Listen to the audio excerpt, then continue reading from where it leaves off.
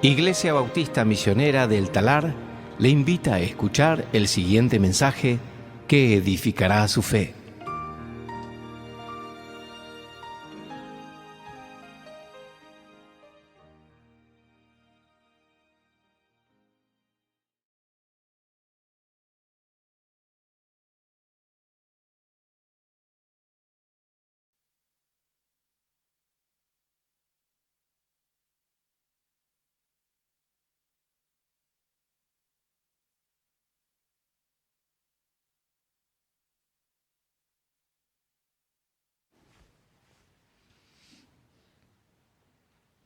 Vamos a tomar nuestras Biblias y vamos a abrir al libro de Esther, capítulo 6, en esta mañana.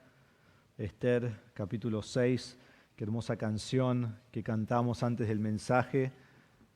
Toda la gloria sea a Dios el Padre, toda la gloria sea a Dios el Hijo, porque Él es todopoderoso, Él ha creado todas las cosas y Él solo es digno de toda honra, toda gloria.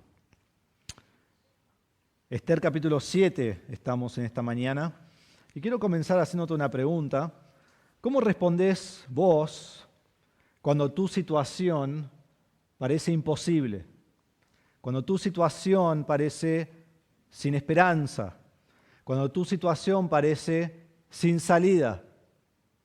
Y al pasar los días vas de mal en peor, al pasar los días las tinieblas parecen ser cada vez más y más oscuras. ¿Has hecho todo lo posible para que termine esa situación? ¿Has tomado los pasos para salir adelante? Pero seguís en la oscuridad del túnel sin ver la luz al final del túnel. Y ves el mundo y todo lo que pasa a su alrededor y temes por tu familia, temes por quizás tus hijos, temes por tu futuro. Clamás a Dios, te pones en acción, pero parece que nada cambia, que todo sigue igual. Y quizás decís, como dicen los hijos de Coré en el Salmo 88, 1 al 4, dice, pueden escuchar: oh Señor, Dios de mi salvación, de día y de noche he clamado delante de ti. Llegue mi oración a tu presencia, inclina tu oído a mi clamor. Y así dicen, mi alma está llena de males. He llegado a ser como un hombre sin fuerza. Pero yo a ti pido auxilio, oh Señor. ¿Por qué, Señor, rechazas mi alma? ¿Por qué escondes de mí tu rostro? Quizás tus preguntas son como la de los hijos de Coré. Quizás como David cuando dice en el Salmo 143, versículos 4 al 8, dice, en mí está agobiado mi espíritu, está turbado dentro de mí. Reflexiono en las obras de tus manos, a ti extiendo mis manos, mi alma te anhela. Respóndeme pronto, oh Señor, porque mi espíritu desfallece. No escondas de mí tu rostro, para que no llegue yo a ser como los que descienden a la sepultura. Y aquí tenemos dos clamores en agonía, en dificultad. Y quizás aún pensamos en una situación imposible, donde no solo es imposible, pero en esa situación especialmente lo que vemos es al impío que está prevaleciendo y al impío que todo le está yendo bien, mientras yo estoy en dificultad. Quizás como también dice el salmista David, ¿hasta cuándo, Señor, me olvidarás para siempre? ¿Hasta cuándo esconderás tu rostro de mí? ¿Hasta cuándo he de tomar consejo en mi alma, teniendo pesar en mi corazón todo el día? ¿Hasta cuándo mi enemigo se enaltecerá sobre mí? Considera y respóndeme, oh Señor, Dios mío. Ilumina mis ojos y no sea que duerma el sueño de la muerte, no sea que mi enemigo diga, lo he vencido, y mis adversarios se regocijen cuando yo sea sacudido. Parece que el enemigo prevalece mientras que yo sufro el mal. Esta es la situación en la que nos encontramos en Esther capítulo 6. En los últimos 3 capítulos de Esther, lo que hemos visto es que la situación está empeorando y empeorando y empeorando. Amán ha hecho un plan de exterminar a los judíos en 11 meses. El día 13 del mes de Adar, todos los judíos van a ser exterminados. Esto se ha promulgado en Susa, donde ellos viven, en Babilonia, el imperio más grande, y en todo el imperio de Persia. Todo judío va a morir. Aún los judíos que han vuelto a Jerusalén van a morir. Y este es un decreto sellado por el anillo del rey. No puede ser revocado. En capítulo 4 vemos que Esther determinó poner su vida en juego para salvar el pueblo, acudiendo al consejo de Mardoqueo mismo. Pero no ha progresado mucho, no ha sucedido mucho, nada ha cambiado. En capítulo 5 se presenta ante el rey, recibe favor ante el rey, entonces ella no muere inminentemente. Pero al final del capítulo 5 está en medio de su plan. Y eso es donde terminamos hace unas semanas. Es un plan lento, es un plan sabio, es un plan paciente. Tuvo un banquete con el rey Amán y los invitó a otro banquete, pero todavía nada se ha resuelto y ni siquiera sabe si tendrá éxito. Todo sigue como en la nada, a pesar de todo lo que ella ha hecho y ha puesto su vida en juego por su pueblo. Y encima en capítulo 5, a todo lo que está pasando, que va a morir el pueblo judío, se le agrega otra capa a esta historia. Y lo vemos allí en capítulo 5, lo vimos hace unas semanas. Mientras que el pueblo está en peligro de que en 11 meses van a morir y ahora se tienen que preparar para esto porque no hay escape de ninguna manera, Amán no solo planea matar al pueblo, sino que también planea matar a Mardoqueo. Ya. En este momento, porque no aguanta más ver su cara y lo quiere muerto ahora. Y este es un peligro inminente del cual Esther y Mardoqueo no saben y en realidad no se enteran hasta capítulo 7, versículo 9. Amán ha construido una horca de 23 metros de altura y luego de pasar la noche preparando esa horca, ahora va a ir ante el rey y va a pedir muerte para Mardoqueo.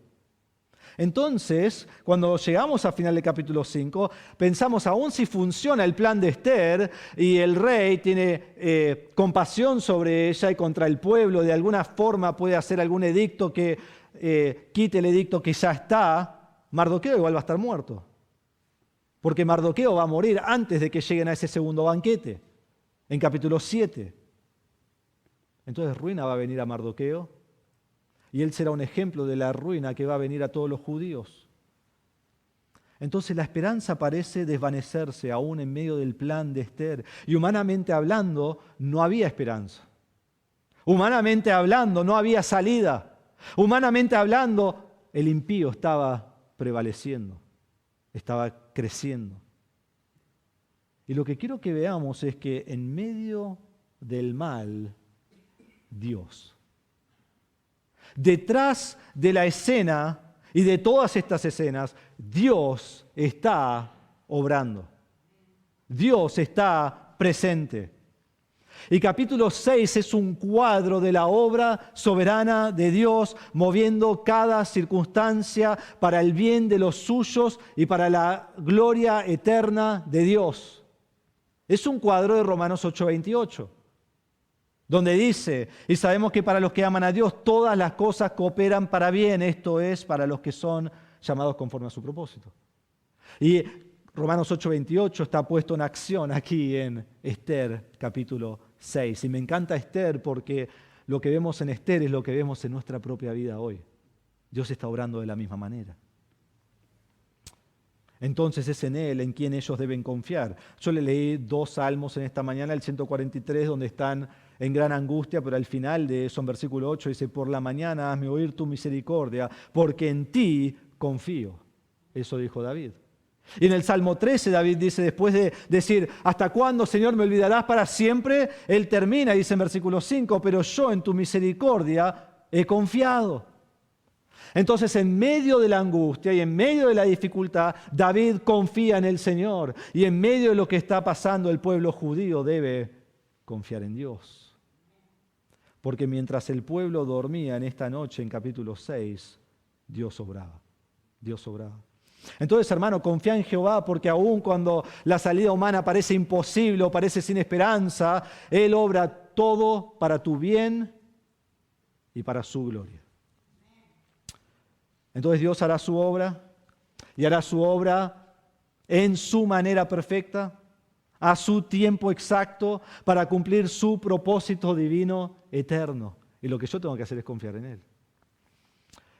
Hay una cita que yo les he compartido mucho, especialmente hablando de Esdras y Nehemías, pero hay una frase en esa cita que me parece muy apropiada para este mensaje, entonces quiero compartir esta cita de nuevo.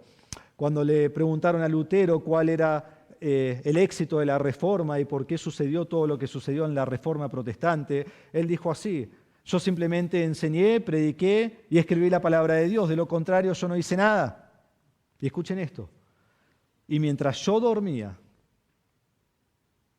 ¿captaron eso? Y mientras yo dormía, la palabra debilitó tanto al papado que ningún príncipe o emperador había tenido tanta pérdida por ella. No hice nada, la palabra lo hizo todo. Lutero actuó de manera sacrificial. Lutero fue alguien que fue persuasivo, con esfuerzo, cada suspiro, cada gota de transpiración en la obra del Señor, luchando por la fe de la palabra de Dios. Con el Papa en contra, con la Iglesia Católica en contra, con los demonios en contra, contra el diablo en contra, y él luchando. Pero ¿cómo hizo la obra Dios? ¿Qué dice Lutero? Mientras yo dormía. Mientras yo dormía. Dios estaba obrando y cambiando el transcurso de la historia. Eso fue en el año 1517 en adelante más o menos, pero 1500 años antes de eso hubo otra noche donde todos dormían. Era una noche de oscuridad espiritual, era una noche de días difíciles, era una noche donde el imperio romano estaba sobre el judío y agonizaba al judío y oprimía al judío y ellos esperaban un Mesías. Era una noche de mucha angustia, donde no veían el fin de esta angustia. Y en esa noche José y María están en Belén y van a Belén, y cuando llegan allí, Jesús, quien es Dios, nace y entra al mundo que Él creó. Y mientras Belén dormía, y mientras Jerusalén dormía, y mientras todo el mundo estaba durmiendo, el Salvador del mundo nacía en un pesebre. Y luego del nacimiento viene el ángel del Señor y Él se presenta ante los pastores y le da las mejores noticias que pueden escuchar. Y dice: no teman, porque les traigo buenas nuevas de gran gozo que serán para todo el pueblo, porque les ha nacido hoy en la ciudad de David un Salvador, que es Cristo el Señor. En esa noche nacía Dios mismo. En esa noche nacía el Mesías. En esa noche nacía el Salvador del mundo.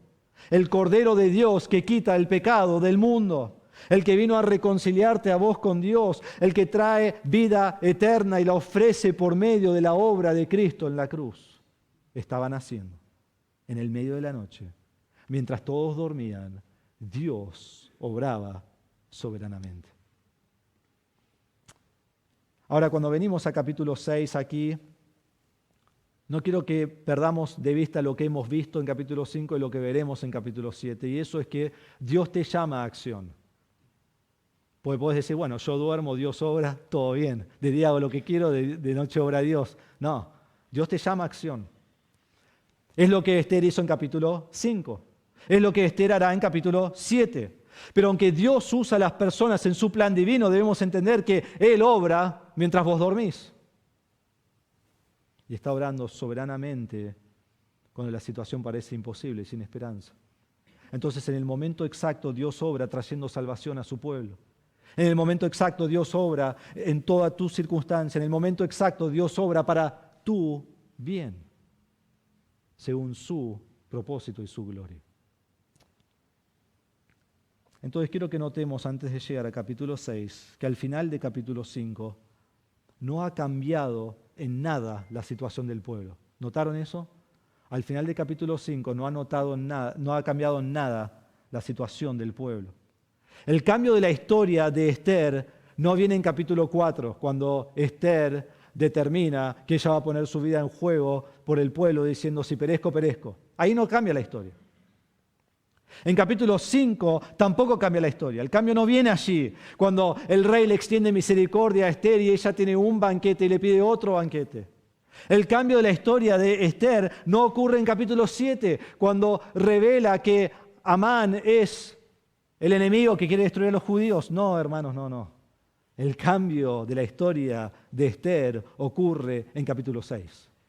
Y este cambio ocurre sin la intervención de Esther, sin la intervención de Mardoqueo.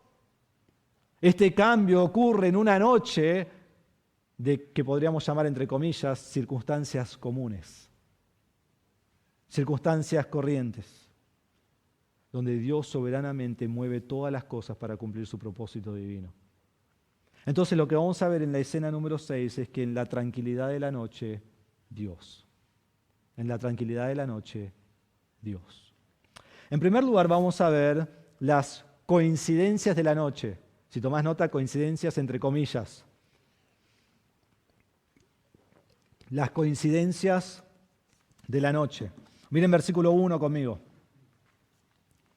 Dice así: aquella noche el rey no podía dormir y dio orden que trajeran el libro de las memorias, las crónicas, y que las leyeran delante del rey. ¿Qué es lo primero que notamos en esa noche? Que esa noche el rey no puede dormir.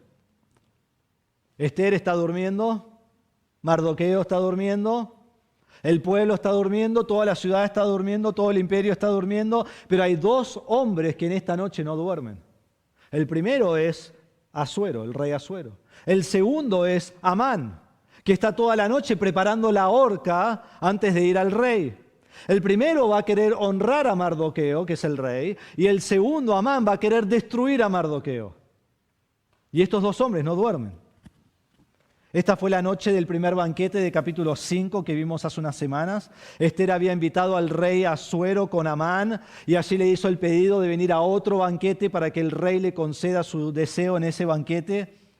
Y recuerdan en capítulo 5 que Amán se retira, y cuando Amán se retira del banquete, ¿cómo está? Gozoso, ¿no? Alegre. Está contento cuando él se retira del banquete. Y en un momento ve a Mardoqueo y ese gozo se convierte en ira y furor, y esa alegría se convierte en insatisfacción. El rey no aguanta ni un momento más ver a Mardoqueo con vida. No puede esperar 11 meses de acuerdo a su plan. Él lo tiene que matar ya. Y va a casa y su esposa y sus amigos le aconsejan y le dicen: sí, matalo, sí, construí una horca y prepará todo y andá temprano en la mañana, dice versículo 14, andá y pedile al rey matar a Mardoqueo. Y entonces venís, lo ahorcamos y así podés vivir gozoso. Y así podés vivir contento. Y así podés disfrutar el próximo banquete, no te tenés que preocupar. Eliminalo ya. Entonces Amán, esa noche, prepara la horca. Y se presenta al rey muy temprano, nos va a decir versículo 4. Allí en la madrugada, el primero que llega, el único que está allí en el palacio, es Amán. Pero aquí en versículo 1 comienza con el rey. El rey no podía dormir y uno se pregunta, ¿qué lo mantuvo al rey despierto de noche? ¿Por qué el rey no puede dormir? Y la respuesta es absolutamente nada. No hay una razón. ¿Vos ves una razón? En Daniel capítulo 6, 18, el rey Darío no duerme toda la noche porque se preocupa porque Daniel está en el foso de los leones y él no quiere que muera. Aquí no hay preocupación, aquí no hay ansiedad, aquí no hay inquietud, no hay impaciencia sobre algo. Entonces, ¿por qué no puede dormir de noche? ¿Por qué no fue la noche anterior que no podía dormir? ¿Por qué no fue la noche siguiente? ¿Por qué no fue en un año o un año antes que no podía dormir? Porque era el tiempo exacto de Dios. Porque esto fue determinado por la obra soberana de Dios. De todas las noches que el rey no puede dormir, es esta. Es esta. Y entonces el rey pide allí que le traigan el libro de las crónicas, que era el libro de las memorias, era el libro donde anotaban todo lo que había sucedido allí en el reino. Y el rey podía elegir cualquier actividad para hacer esa noche, pero no, él quiere escuchar acerca de su grandeza, ¿no? Y que vengan y le lean y lo adoren por lo increíble que es. Entonces le leen este libro sobre su reinado y las cosas que él ha hecho. Y muchos comentaristas dicen que hubiera sido algo muy aburrido, que esto seguro lo haría dormir, ¿no? Y cuando él está leyendo, miren lo que halla en versículo 2, y fue hallado escrito de lo que Mardoqueo había informado acerca de Bigtán y Teres, dos de los eunucos del rey, guardianes del umbral, de que ellos habían procurado echar mano al rey Asuero. Primero allí vemos que hay un verbo que es la palabra halló, y es un verbo pasivo, significa que fue hallado. Es como que podríamos decir sin querer se halló, ¿no? O coincidentemente, o justo. Justo abrió así, pum, o abrió así, ¿no? Y cayó justo en ese lugar. el lugar donde Mardoqueo había salvado la vida del rey. ¿Y saben por qué esto es tan interesante? Porque lo que hizo Mardoqueo lo hizo 5 años antes. En capítulo 2 nos encontramos en el 7º año del rey, según capítulo 2, versículo 16. Y aquí nos encontramos, siguiendo la historia desde capítulo 3, en el año 12º del rey. Entonces han pasado 5 años desde que Mardoqueo salvó la vida del rey y podríamos decir, justo fue hallado este texto y justo leyeron el lugar exacto de lo que hizo Mardoqueo. Increíble. Y quiero que notemos que esta palabra hallado solo se usa 2 veces en el libro de Esther. La primera vez se usa en versículo 2, capítulo 2, versículo 23, dice, cuando el asunto fue investigado y hallado cierto. ¿Y esto qué es el asunto? El asunto de que Mardoqueo se enteró que iban a matar al rey y fue hallado cierto lo que él dijo. Y se usa solo una vez más esta palabra y es aquí. Y fue hallado escrito. Hermanos, esto no es circunstancial. Dios trajo el conocimiento a Mardoqueo en capítulo 2, versículo 23, y Dios trae este acontecimiento a la memoria del rey en capítulo 6, versículo 2. Es todo pasivo, fue hallado. Alguien está detrás de esto. ¿Qué había ocurrido en capítulo 2, versículo 21 al 23? Nos dice allí, en aquellos días, estando Mardoqueo sentado a la puerta del rey, Bigtán y Teres, 2 eunucos del rey, guardianes del umbral, se enojaron y procuraron echar mano al rey. Pero el asunto llegó a conocimiento de Mardoqueo y se lo comunicó a la reina Esther, y Esther informó al rey en nombre de Mardoqueo. Y cuando el asunto fue investigado y hallado cierto, los 2 eunucos fueron colgados en una horca. Esto fue escrito en el libro de las crónicas en presencia del rey. ¿Qué había ocurrido? Mardoqueo le salvó la vida al rey. Y la pregunta es, ¿se le premió, se le exaltó a Mardoqueo por haber hecho esto? ¿Se le engrandeció a Mardoqueo por haber hecho esto? No. Peor aún, ¿a quién se engrandeció? Viene en capítulo 3, versículo 1. Después de esto, el rey Asuero engrandeció a Amán. Este es el enemigo de Dios, el enemigo de Mardoqueo, hijo de Amedata el agageo, y lo ensalzó y estableció su autoridad por todos los príncipes que estaban con él. Peor que no engrandecer a Mardoqueo, engrandece y ensalza al enemigo de Mardoqueo, de los judíos de Dios. Entonces el rey pregunta esto, en versículo 3 dice, ¿qué honor o distinción se le ha dado a Mardoqueo por esto? El rey era alguien que le gustaba dar regalos. ¿Recuerdan capítulo 1, versículo 7? Daba todo el vino con liberalidad. ¿Recuerdan capítulo 2, versículo 18? Elige a Esther como reina y da regalos a todo el imperio. A él le gusta hacer esto. Y a los reyes en este tiempo le gustaba recompensar a alguien cuando ellos hacían algo bueno para el rey o el imperio.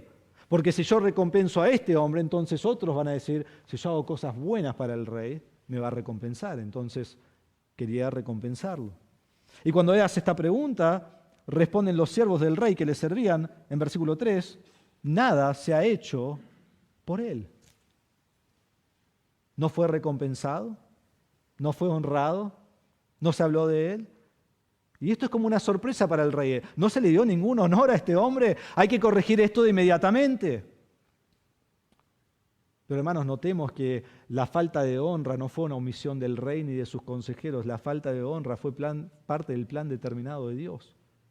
¿Qué determinó Dios en capítulo 2, versículo 23? Mírenlo. En versículo 23 lo que Dios determina es que se escribiera lo que hizo Mardoqueo en el libro de las crónicas, pero no que fuera honrado. Todavía no era el tiempo para que fuera honrado. Pero en el momento exacto, Dios trae a la memoria el bien del rey. En el momento exacto, a la memoria el bien de Mardoqueo. El mismo día que Amán va a pedir la muerte de Mardoqueo, justo en esa noche, Dios le trae a la memoria el bien de Mardoqueo. MacArthur dice así sobre esto: Dios intervino precisamente en el momento apropiado para que el rey sufriera insomnio, pidiera el libro de las memorias, leyera acerca de aquella acción no recompensada de Mardoqueo de hacía 5 años y deseara premiarlo por ello. Entonces tenemos todas estas circunstancias comunes y corrientes que están sucediendo. Y el rey pregunta en versículo 4, ¿quién está en el atrio? ¿Quién está en el atrio? Y justo miren quién aparece.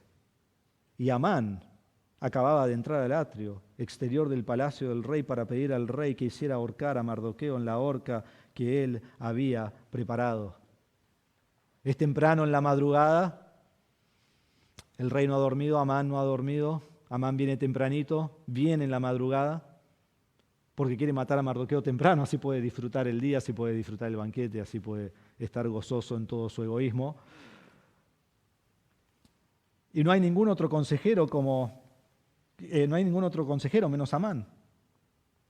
¿Puede ser que justo el hombre que quiere destruir a Mardoqueo es el que aparece?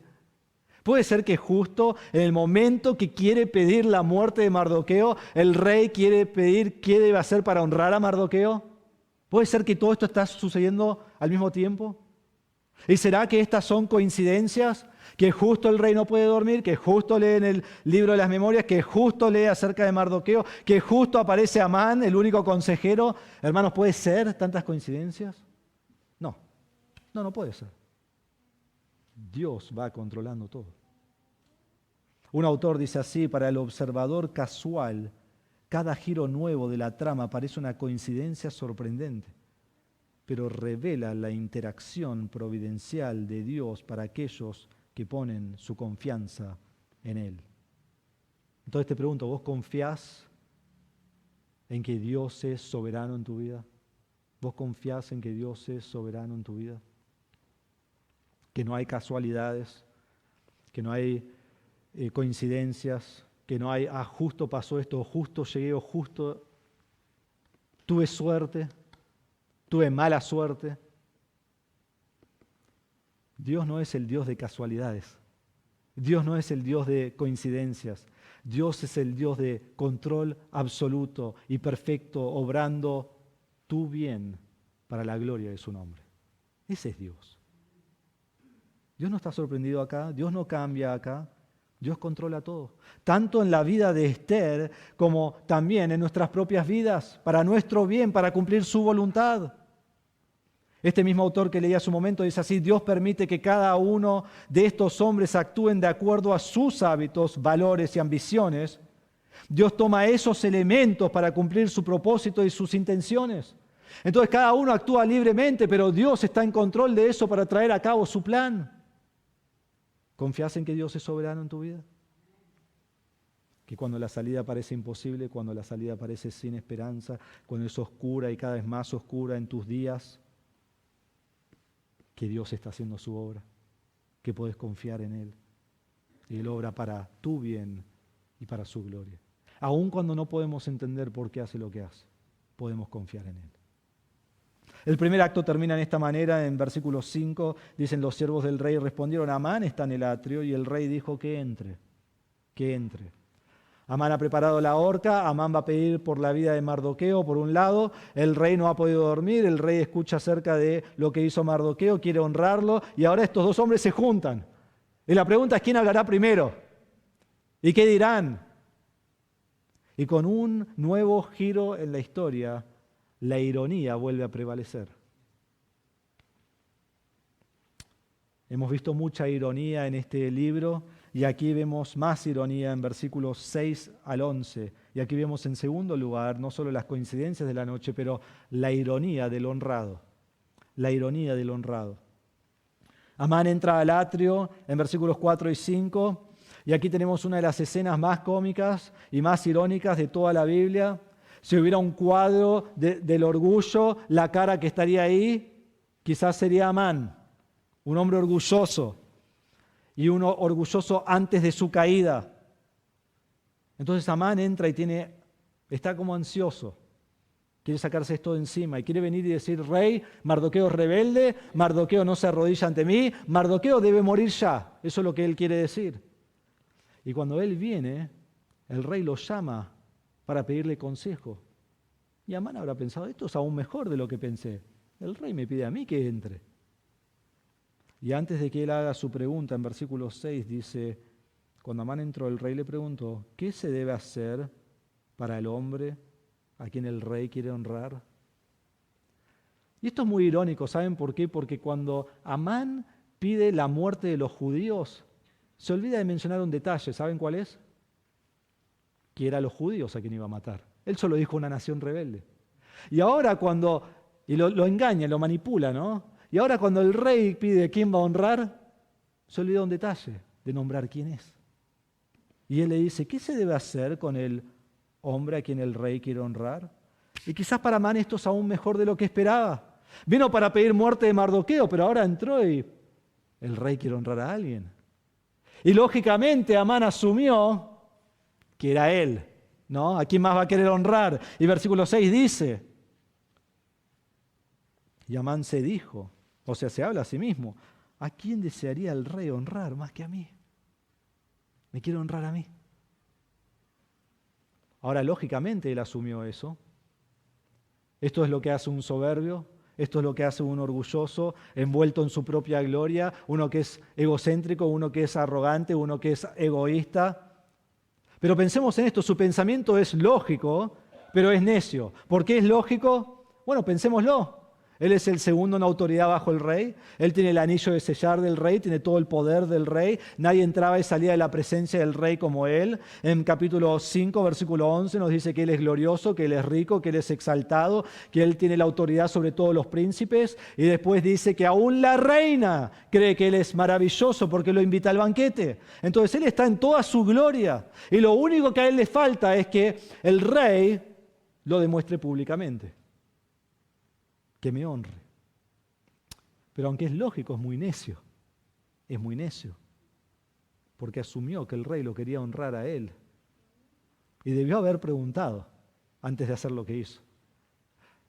Y lo que vemos es que irónicamente aconseja al rey que se le dé el prestigio más alto que existe, donde todo el imperio vea su majestad. Miren versículos 7 al 9. Y pensemos, esto es lo que Amán está pidiendo para sí mismo. Porque él cree que esto es lo que el rey va a hacer con él.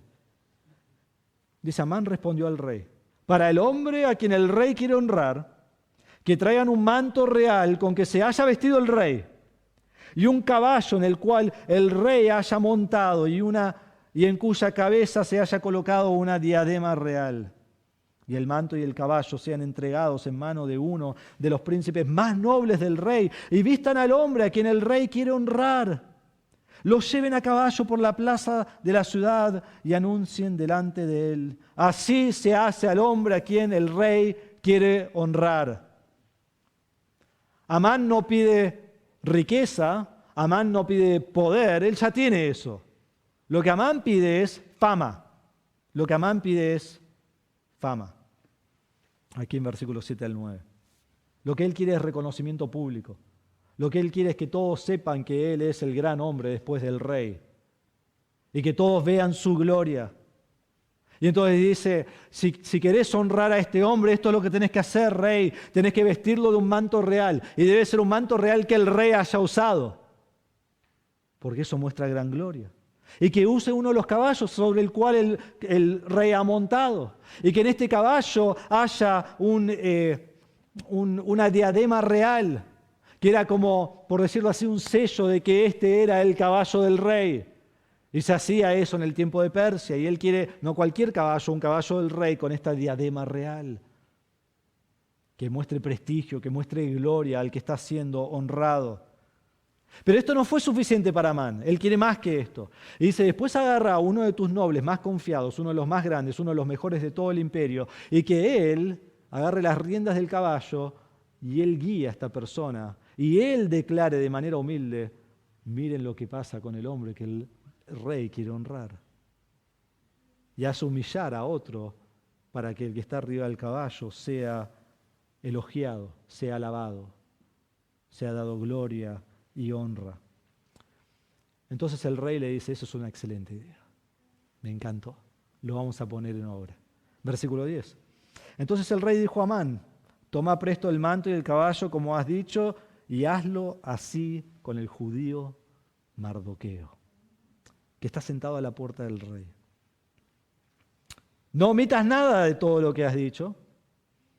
Y Amán tomó el manto y el caballo, vistió a Mardoqueo y lo llevó a caballo por la plaza de la ciudad y anunció delante de él, así se hace al hombre a quien el rey quiere honrar. Excelente idea, Amán, excelente. Hacelo con Mardoqueo, tal como dijiste, no omitas nada. Es gracioso porque el rey no tiene idea la lucha que hay entre estos dos hombres, ¿no? Pues no lo hace a propósito. Lo hace porque Dios puso todo en su lugar para que fuera así. Pero yo me imagino, ¿no?, la cara de Amán. La cara de Amán, el pensamiento de Amán, el shock de Amán. Esto no puede ser. Esto no puede ser. Y sobre todo, qué irónico. Porque lo que quería para sí mismo, ahora el rey dice, dáselo a tu enemigo. Y no omitas nada. Y su gloria y su honor era para Mardoqueo, el que quería venir a pedir por su muerte. Y por las dudas, Amán, como vos tuviste esta gran idea y como vos sabés cómo hacerlo y como vos sabés por dónde quiere ir, vos vas a ser el príncipe noble que lo va a guiar por toda la ciudad. Y vas a decir, así se hace al hombre a quien el rey quiere honrar. Y tuvo que humildemente proclamar la gloria y la honra de su archienemigo. Sus palabras, que fueron una delicia a su boca, ahora son como estiércol a su paladar. Su día de gloria se tornó en tormento. Muy irónico para Amán. Y quiero mostrar que el autor aquí enfatiza esta palabra honra una y otra vez. En hebreo es la palabra yekar. Y esta palabra yekar en su forma se usa solo 17 veces en todo el Antiguo Testamento. Y de esas 17 veces se usa 10 veces en Esther, así que la mayoría de las veces es en Esther. Y de sus 17 veces en la Biblia, 7 veces en este pasaje. 7 veces. De versículo 3 al versículo 11. Esta palabra honra o yekar se usa en versículo 3, 2 veces en versículo 6, 1 vez en versículo 7, 2 veces en versículo 9 y 1 vez en versículo 11. El autor quiere enfatizar esta honra. Y la traducción de la Septuaginta, que es la traducción del hebreo al griego en el Antiguo Testamento, ¿sí?, la traducción griega, si sos griego lo habrás leído, es de lo que citan muchas veces los apóstoles y Jesús mismo, la Septuaginta. Ahí se traduce la palabra doxa, que es la palabra en el Nuevo Testamento que traducimos gloria, gloria. Entonces esta palabra yekar, la idea que da es una idea de dar honra y de dar gloria a la persona. Y esto es lo que Amán quería. Amán quería honra y gloria para sí mismo, porque él era egoísta y él quería su honor y él quería su fama. Y la ironía es que Amán trabaja toda su vida para llegar a un lugar de recibir toda la gloria, y cuando está allí de alcanzarlo, él tiene que humillarse y dar gloria a su enemigo y dar honra a su enemigo. ¿Saben lo que le pasó? Lo que Jesús dice en Lucas capítulo 14, versículo 8 al 11, donde Él dice, cuando seas invitado por alguien a un banquete de bodas, no tomes el lugar de honor, no sea que Él haya invitado a otro más distinguido que tú. Y viniendo el que te invitó a ti y a Él, te diga, dale el lugar a este. Y entonces, avergonzado, tengas que irte al último lugar. Sino que cuando seas invitado, ve y siéntate en el último lugar, para que cuando llegue el que te invitó te diga, amigo, ven más adelante, entonces serás honrado delante de todos los que se sientan a la mesa contigo. Y esta es la enseñanza de este pasaje, porque todo el que se engrandece será humillado y el que se humilla será engrandecido. Eso es Amán y Mardoqueo. Eso es lo que está sucediendo aquí. Y él buscó su propia honra y terminó humillado. Como dice Santiago 4:6, pero Dios da mayor gracia, por esto dice, Dios resiste a los soberbios y da gracia a los humildes. Él busca su honra, él es humillado. Entonces pensemos en nuestra vida. ¿Vos buscas tu honra y tu gloria? ¿O vos buscas la honra y la gloria de Dios? No respondas a mí, responde ante Dios. El que busca su propia honra quiere quizás alguna de estas cosas, quizás el mejor lugar, quizás ser visto, quizás la fama, quizás que lo alaben, quizás estar al frente de algo, quizás demostrar todo lo que sabe, quizás atención, quizás todas esas cosas. Es una persona que es orgullosa, es una persona que es egocéntrica, es una persona narcisista, es una persona que tiene una superioridad irrazonable y necesita constantemente la admiración excesiva de los demás. Lo tiene que tener. Y la realidad, hermanos, es que, si somos sinceros, todos luchamos con esto de alguna manera. Porque somos todos egoístas, buscando lo nuestro, amándonos a nosotros mismos. La Biblia en ningún lugar dice que te ames a ti mismo, pero ¿saben lo que dice? Ama a tu prójimo como quién, como a ti mismo. ¿Por qué? Porque no amas a nadie más que a ti mismo. Cuando habla del marido y la esposa y dice al marido, amen a sus esposas como a quién, como a su mismo cuerpo. Uno pensaría, amarías a tu esposa más que cualquiera. No, que la ames como a tu mismo cuerpo. Porque número uno en tu vida es tu mismo cuerpo. Lo que nosotros necesitamos, siendo personas egoístas, es humillarnos.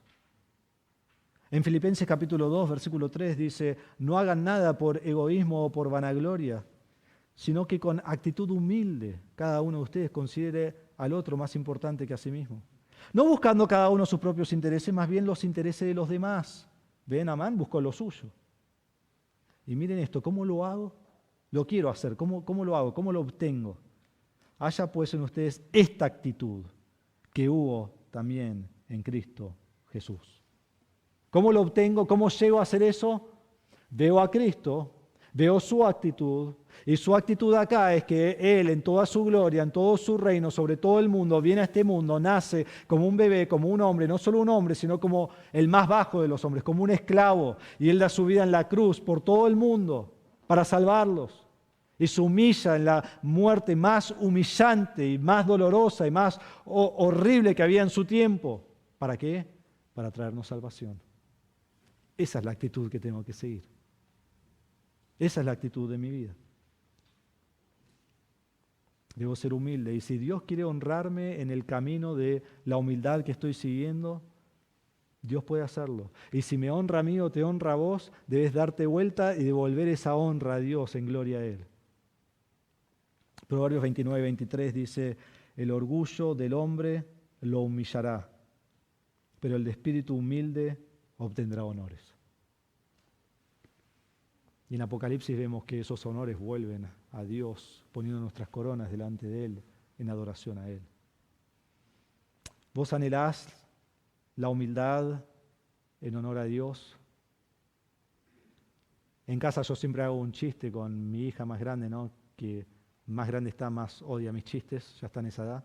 Pero mi hija que está acá ama mis chistes, así que todavía estoy bien.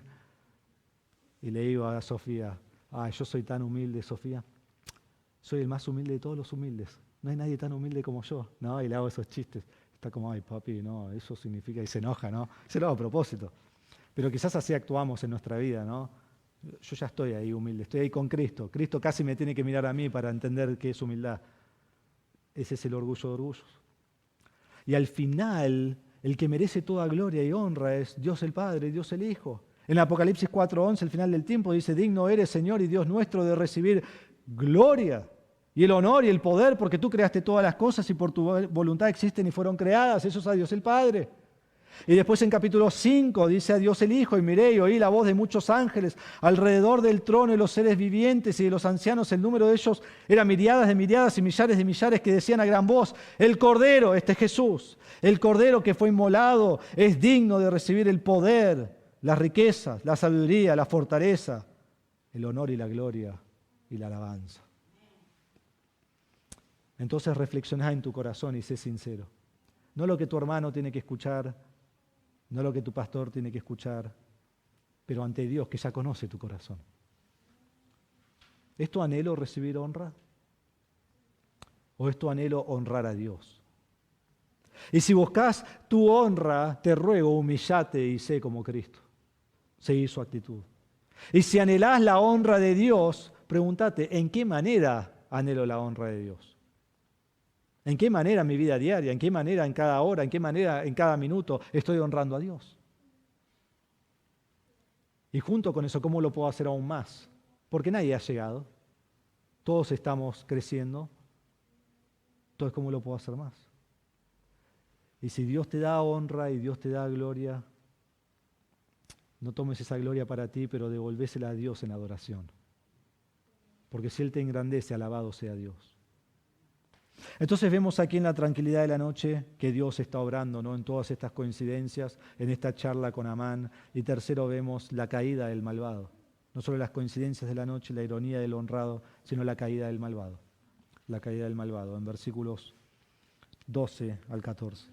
Miren primero versículo 12, vemos aquí una comparación entre Mardoqueo y Amán, y es muy interesante. Dice así: después Mardoqueo regresó a la puerta del rey, pero Amán se apresuró a volver a su casa, lamentándose con la cabeza cubierta.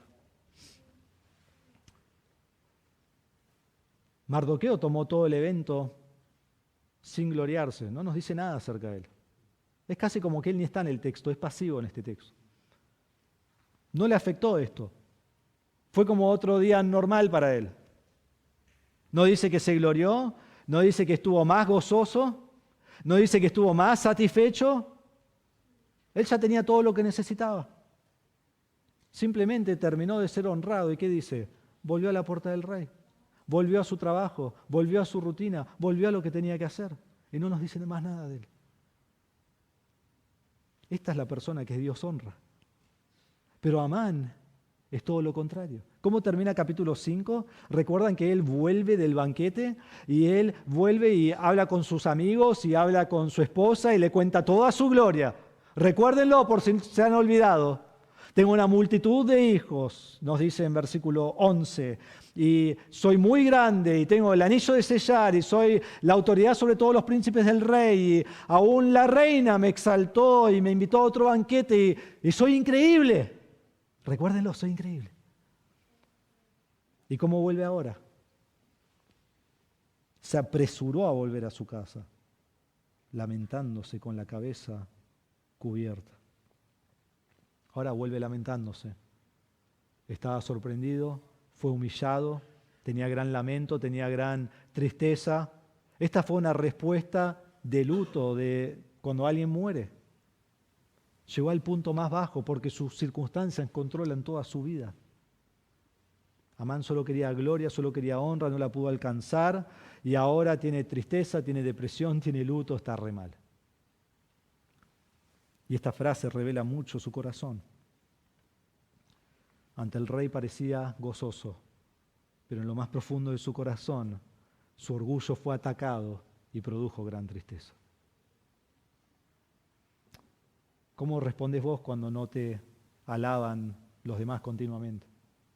O aún más, ¿cómo respondés cuando creías que debías ser recompensado y esa recompensa fue a otro que obviamente no la merecía? Esto es lo que revela nuestro corazón. Y aquí en versículo 13 tenemos las palabras de los, entre comillas, sabios. ¿Sí? Acá hay más ironía. Él cuenta a sus amigos y a su esposa lo que ha ocurrido, mírenlo. Y Amán contó a su mujer, Zeres, y a todos sus amigos todo lo que había acontecido. Entonces sus sabios y su mujer, Zeres, le dijeron: si Mardoqueo, delante de quien has comenzado a caer, es de descendencia judía, no podrás con él, sino que ciertamente caerás delante de él. Y él dijo: muchas gracias por habérmelo contado ahora. Irónicamente, el texto cambia de amigos a sabios. En capítulo 5, versículo 14 dice: su mujer Zeres y todos sus amigos le dijeron. Allí le dan un consejo de que él edifique una horca y luego pida al rey matar a Mardoqueo y luego mate a Mardoqueo para que él tenga gozo. Y dice que allí sus amigos y su esposa le dan este consejo. Pero ahora cambia el texto y dice: entonces sus sabios y su mujer Zeres le dicen. Qué ironía que ahora cuando él comienza a caer, ahora que él le ha dicho que Mardoqueo es judío, ahora de repente estos tipos son recontra sabios. Y le dicen: Mardoqueo, estás en el horno. Así de simple. Mardoqueo, no tenés chance. Mardoqueo, fuiste, al piste perdiste. Lo siento, se terminó. De repente sus amigos son sabios teológicos. Qué irónico. Pero debemos entender que aún el consejo de los amigos está en la soberana voluntad de Dios.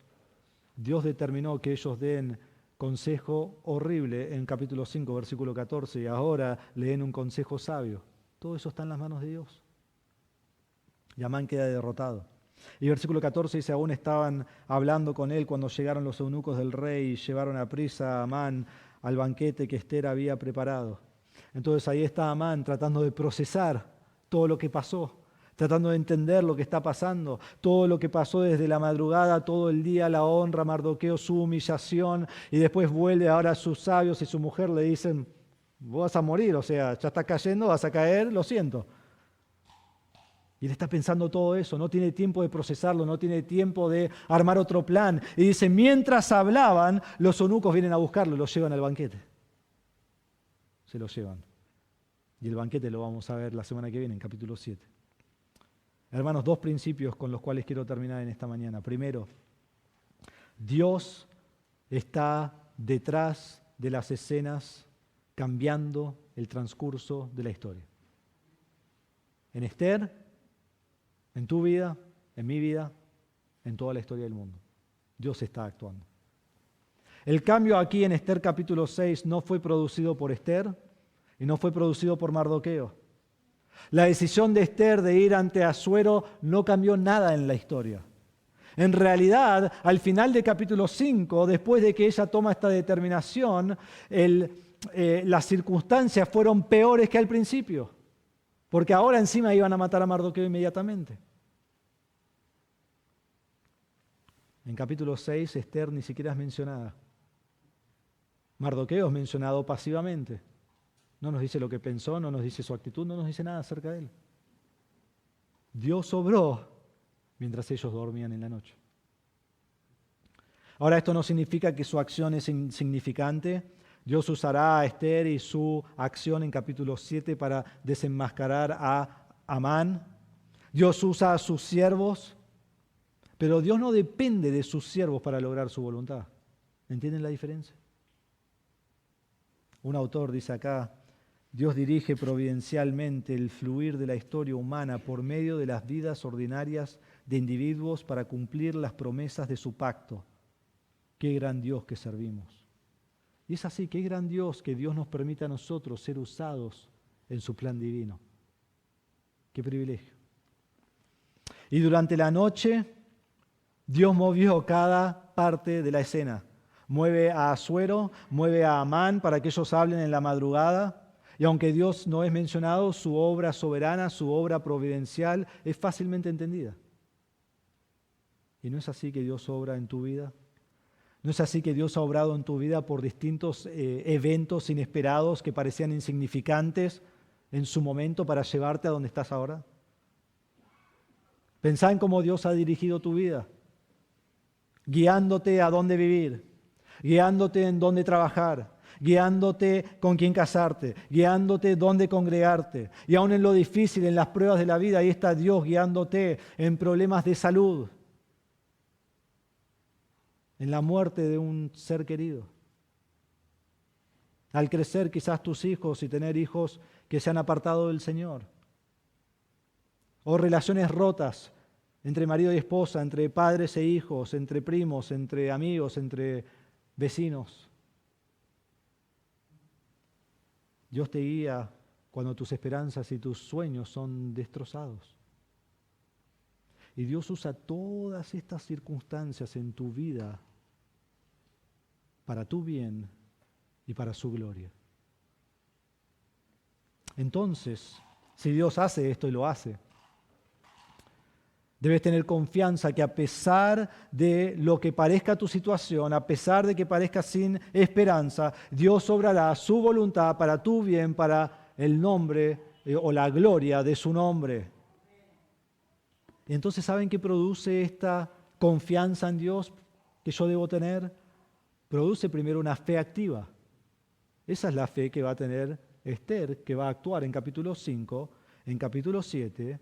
Si querés ver qué es una fe activa, lee Hebreos 11, ahí te va a decir. Entonces, primero produce una fe activa, no una fe pasiva, una fe que no hago nada, no, actúo. Y segundo, produce una paz que sobrepasa todo sufrimiento, una paz que sobrepasa toda desesperación, una paz que sobrepasa cualquier circunstancia que yo tengo. Porque cuando yo estoy confiando en el Dios soberano y absoluto, sobre todo, que controla todas las cosas, yo puedo tener paz. Pase lo que me pase.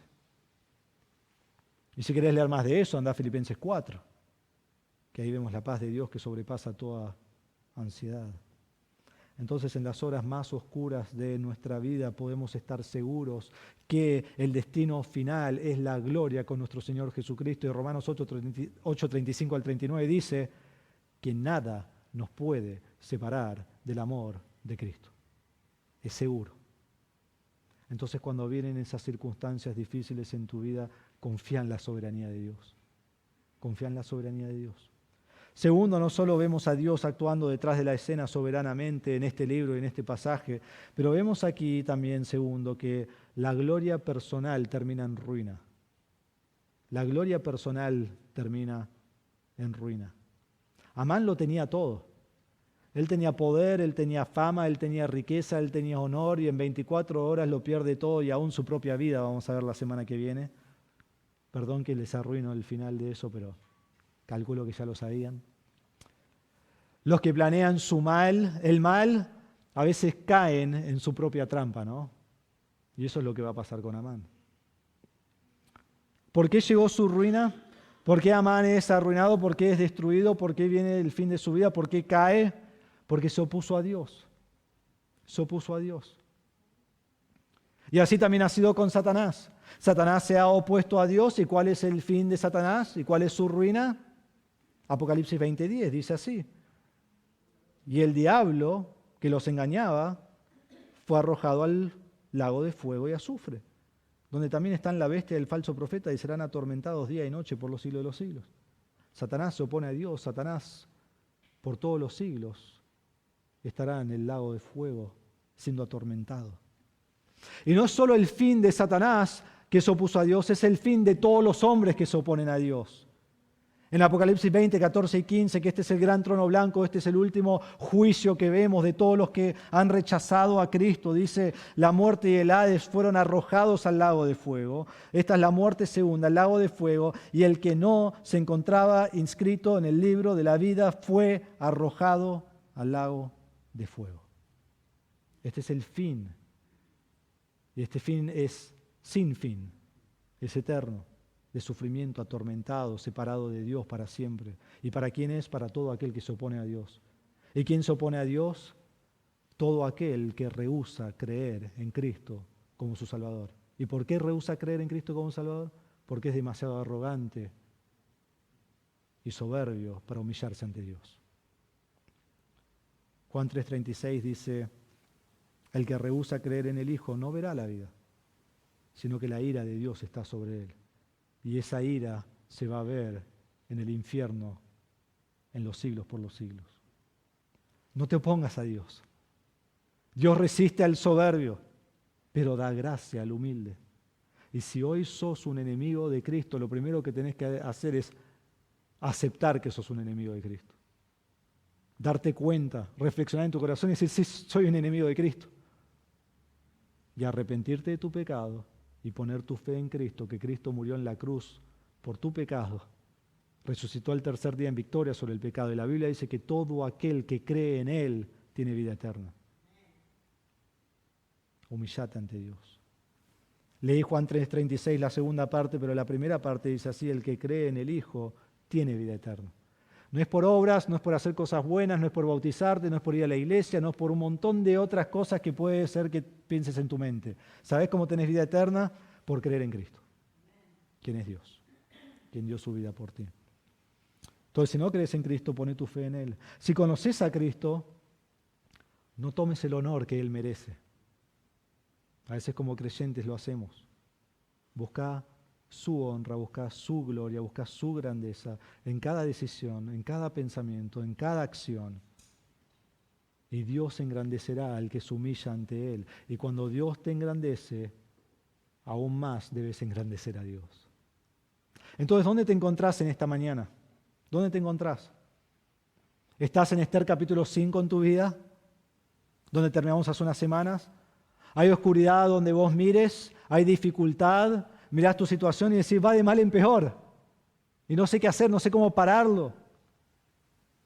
Hermanos, el Dios de Esther es el 5, es el Dios de Esther 6 y es el Dios tuyo, soberano, hoy. Confía en Él. Si estás confiando en ti mismo, tu fin es humillación, es dolor y ruina como Amán. Pero si humildemente confías en Dios, no importa lo que te suceda. Tendrás paz porque sabes que Dios está soberanamente en control y obrando para tu bien y para su gloria, y nada estorbará su plan divino. Entonces confía continuamente en Dios. Vamos a orar.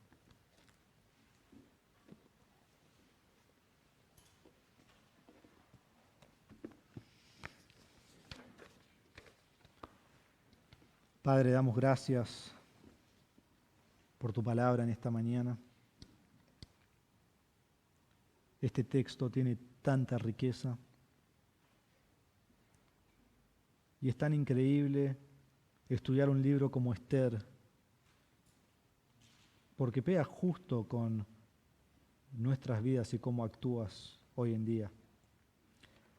Hay lugares en la Biblia que muestran que te revelas por sueños.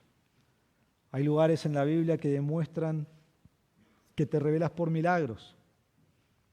A veces una zarza ardiendo y tú hablas. A veces partiendo el mar. A veces hombres que son echados al fuego y no se deshacen. A veces un hombre que es tirado a un foso de leones y los leones no lo matan. A veces un burro que habla. Pero hoy en día, teniendo la palabra de Dios completa en nuestras manos, es allí por donde tú hablas. No tenemos sueños que nos revelan tu obra. No tenemos hombres que están teniendo el don de sanidad y sanando a otros. Lo que tenemos es la palabra de Dios. Y un Dios soberano que está obrando detrás de las escenas.